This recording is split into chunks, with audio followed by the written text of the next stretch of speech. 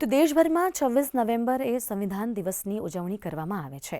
ત્યારે સંવિધાન ક્યારે બન્યું, તેની અમલવારી ક્યારે થઈ, તેમજ સંવિધાન કેમ વાંચવું વગેરે અંગે રાજકોટના ગ્રેસ કોલેજના head of the department doctor Chirag ચૌહાણે માહિતી આપી હતી.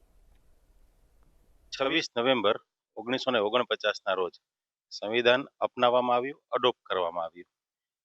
ખરેખર લાગુ પડ્યું હતું 26 જાન્યુઆરી 1950ના રોજ, પરંતુ અમુક આર્ટિકલ જે હતા, દાખલા તરીકે 5, 6, 7, 8, 9 નાગરિકતા છે, અમુક એજન્સીઓ છે, આ બધી તો લાગુ પડી જ ગઈ હતી 1949 26 નવેમ્બરના રોજ.